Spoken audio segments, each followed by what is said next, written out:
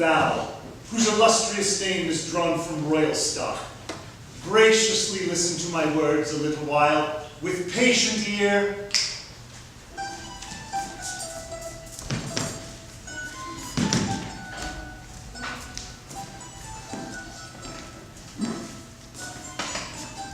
Please have a seat.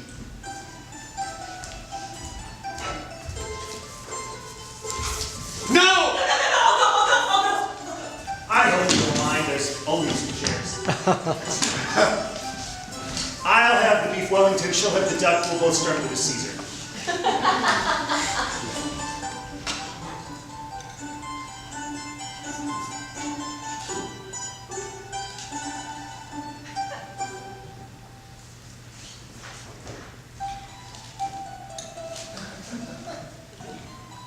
How are you? Ruling the opulent land of Thebes is not easy. As you may or may not know, I do not come from a royal line, nor from a family known of renown, but could you like me? I guess what I'm saying is I like you. Could you like me too? Look, being seated on another man's throne can be an awfully insecure thing, and I don't like feeling insecure. Does this turban make me look fat? No? Nothing? Not even a smile? Okay, I guess what I'm saying is, my humble rank could derive some support from your illustrious line. You could rule by my side. We can establish my power, get a nice summer villa on the Aegean. Tell you the truth, I'm pretty great in bed. Or, so I've been told. We could have some new kids of our own. What do you say? Will you join me?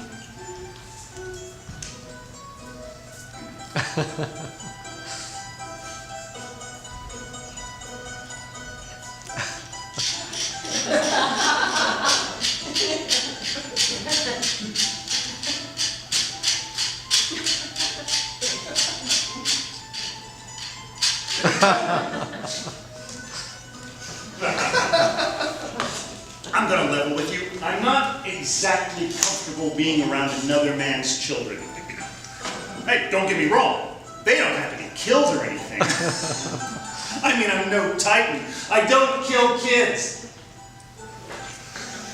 But maybe we could send them someplace, a good school somewhere east. Ithaca. No biggie, we can talk about that later. Accept my hand. What do you say? I touch the hand polluted by my father's slaughter and blood of my brothers. Sooner shall there be a firm alliance between snow and flame. Thou pest and bane of thieves, thou hast bereaved me of my father, kingdom, brothers, home, and native land. What more have I? One thing I have more dear than father, brothers, realm, and home. The hate of thee, which I agreed to share with all our state. Rule now, thou host. Bear a haughty spirit. The avenging goddess fast pursues the proud, and our state shall call thee to account. Is that a no? I'm sorry. I have to say, I'm not used to people saying no to me. Makes me very upset. My own father doesn't say no to me. All right, your dad and brothers fell in bloody war. That happens. Look, I'm not asking you to worship me on bended knee. All I ask is that you accept the inevitable with a little dignity and not make such a big deal out of it. What better royal gift than marriage could I offer you? Thy death, or mine. You! You're a madcap, that's what you are. I'll tell you, in truth, I am even more attracted to you than I was before. You are totally worthy of a royal husband. Be mine, you silly thing. A thrill runs through my bloodless limbs. When peace was ruptured and the din of war resounded, I did not fear, I bore it all without alarm. The thought of marriage with this evil, envious toad makes me quake. Really? That Well, shake that's just rude. weigh down my body. Let craving hunger lengthen my weary life. No power shall subdue my faithfulness to him. I die but thine, O Hercules. Is that slave of yours a better portion than my throne? How many tyrants has that slave constrained to death? Why then does he follow a tyrant and endure being his dog? Take harsh commands away, and what would valor be? You know what? That doesn't even mean anything. It is the part of valor to subdue what all men fear. So, according to you, valor is hunting and killing rare beasts to extinction and cleaning stables. On earth there is no easy passage to the stars. Wow. Okay. The power to endure hatred and criticism is part of a ruler's job. I get it. Let's make this easy. Marry me. Things will be good. If you're going to be headstrong, ingrateful, and altogether unpleasant about it, I am wholly determined to crush the house of Hercules, okay? He knows not how to die who yields to force. What does that even mean? Look at me. Will you look at me for a second? Now, the last I heard, the oracle at Delphi wanted him to aid the gods in their battle against the giants. Fighting giants? Now, let's just assume that he can actually survive those shenanigans. Then, I hear, he had to go poke around in hell. Hell? Really? Come on. He has chosen his priorities. And they are not you.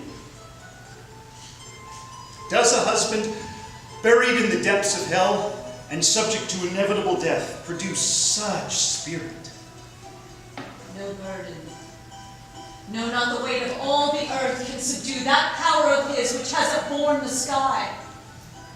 He touches the infernal depths so that he may reach supernal heights. Oh, get over yourself. Giants? What, are you kidding me? He's lunch. Would you get out? Look, why are you waiting around for this deadbeat? I'm offering you something real here. All right. I'll bite. Who is his father that he hopes to have a home in heaven? Unhappy wife of Hercules, say not to him. 'Tis my place to reveal Alcides' true father and lineage. Excuse me, I don't remember asking you. Is not Hercules' true father proved when he has done so many deeds of never-dying fame, so many monsters vanquished and gods defended from their foes? Who should his true father be? What are you saying to me? The race of mortal men cannot mate with gods. But this has been the common origin of many other gods. What? That they had first been slaves and after gods. The Delian shepherd tended the flocks at Furens. But he didn't wander all over the earth in exile either. Apollo's fleeing mother gave him birth upon a floating island. Apollo didn't go around having to kill savage monsters and beasts. A thunderbolt hurled Bacchus from his mother's womb, and soon he stood inferior to none except his thundering father. Bacchus, the drunk. Jupiter, who guides the stars and puts the clouds in flight, took my shape and disguised, sired the child with my wife, Alcmene. We named him Alcides. Alcides is Hercules? And as Hercules, Alcides. Okay, wait a minute, everyone. I'm getting a headache. I feel like I'm taking crazy pills. Thou dost not know all his deeds, the number of terrible monsters and cruel, incestuous tyrants he hath slain, and thou wilt be among that number. Thou wilt not be allowed to defile and stain. Not defile? I'm allowed. I'm a king. It's what we do. It's what Jove would have. You gave your wife to him. I don't care if he was disguised like you. What, you think she didn't know the difference? You did as much for Jove, now you do the same for your king. Only with your daughter. No! No!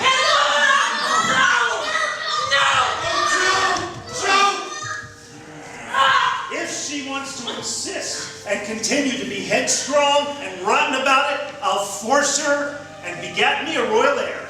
O shade of Creon! O ye gods of Lapticus, grant to me your wonted fates! O ye fiendish daughters of Egyptian Danau, come hither with your blood-stained hands. One daughter begs for death. Pleads for it, let me complete the tragedy! Since you willfully scorn my bed and threaten me with violence, me, your king, you'll soon know what scepters can perform. Accept your fate. No last-minute rescues, no god will snatch you from me. This is all happening. Afterwards, heap up the forest. Let their temples burn and fall upon the worshippers inside. I can't stand religious nuts. Oh, and let one blazing fire be reserved for my future ex-wife here and all her train. Lycus, I beg you, let me be first to die. Okay. Oh, my son, wherever thou art, oh, here!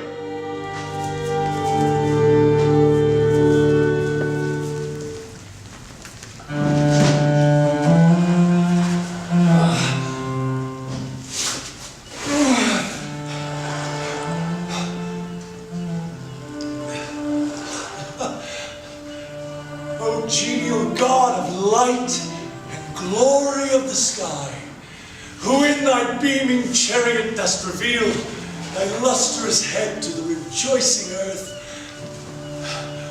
O Phoebus, pardon if thine eyes have aught ill beheld. Obedient to command, I have brought the terrible secret things of hell to light. Whoever on high looks down upon the earth and fears defilement from strange appearances, let him avert his sight and look not on these monstrous deeds. Let her who gave command and he who consummated it alone behold the crime.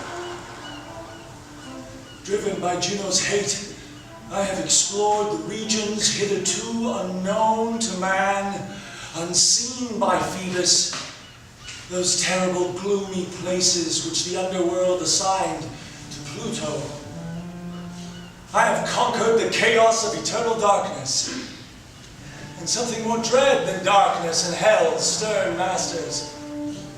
I have conquered and returned from death. What more remains?